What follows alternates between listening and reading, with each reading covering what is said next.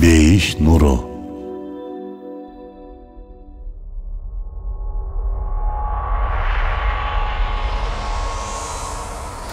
Эмне үчүн ибадат бизге оор келет?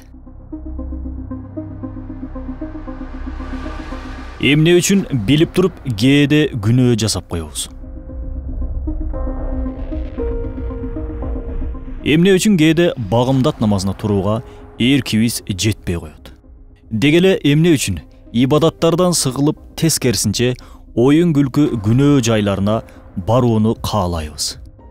Бул суроолор мен үчүн кандай олуттуу болсо, сиз үчүн да ошончолук олуттуу болсо керек, бир тууганым. Рысалай Нур тафсирлеринин Месневи Нурие аттуу томунда бул маселе тууралуу токтолуп кеткен Бедуизаман. Биз ал жерден кыскача бергенге аракет кылалы. Баарыбызга белгилүү болгондой эле адамдын денеси, башкача айтканда материалдык жашоосу абага, сууга, азыктарга жана башка ушул сыяктуу нерселерге муктаж.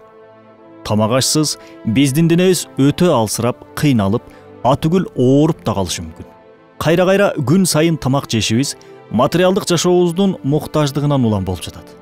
Дал ушул сыяктуу эле биздин да руханий дүйнөбүз бар. Бул руханий дүйнөбүздүн да кудум дене сыяктуу эле өзүнүн муктаждыктары бар. Рухубузда кудум дене сыяктуу ачка болуп кыйналат. Рух негизи эле жаратылышынан таза бир жаратык болгондугу үчүн таза, ыйык азыктарга муктаж. Башкача айтканда, Аллахты улуктаган ой толгоолор, сөздөр. Тагыраак айтканда, кайра эле айланып келип ибадатка такалат. Рухтун азыгы берилбеген кезде адам сыгылып, ибадаттан жалкоолонуп, жийиркенип баштайт.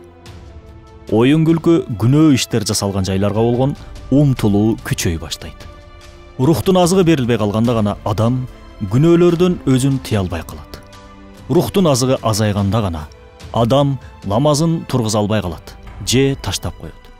Кудум денеде иммунитет алсыраганда, вирустарга каршы туруштук бере албай калгандай эле, рухубуз да өзүнүн кудум витамин сыяктуу болгон азыктарын албай калганда, күнөөлөргө туруштук бере албай калат. Бузукулук жайларындагы адамдардын рух дүйнөсү көрүнгөндө, балким өтө алсыз, арык, оорукчан, жарадар бир дене өкүмүндө көрүнмөк. Рухтун азыгын кантип беребиз? Аз болсо да өзгүлтүксүз болсун деген пайгамбарыбыз саллаллаху алейхи вассалам. Күнүгө ушунча бирок Куран окуйм, күнүгө 1 саат диний китептерди окуйм, же болбосо жумада 2-3 жолу Аллахты улуктаган таалимдерге катышып турам деген сыяктуу план түзүп алуу керек ар бир адам. Ошонун негизинде планды тынымсыз аткарып туруу керек. Жогоруда айткандай, аз болсун, бирок өзгүлтүксүз болсун. Негизи эле күнүгө тамак жегенден тажабагандай эле ибадаттан да тажабоо керек. Өзүңүздүн рух дүйнөңүздү бир дене сыяктуу элестетип, аны дайыма карап бапестеп туруңуз. Кудум материалдык денебизге көңүл бургандай. Унутпаңыз.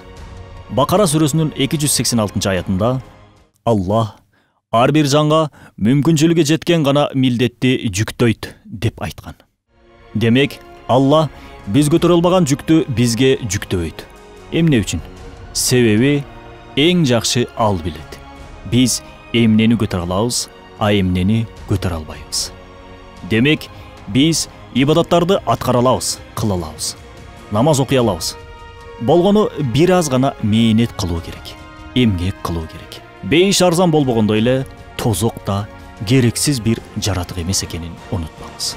Ролик Рысалай Нур аттуу Курандын тафсиринин маанисинен алынды.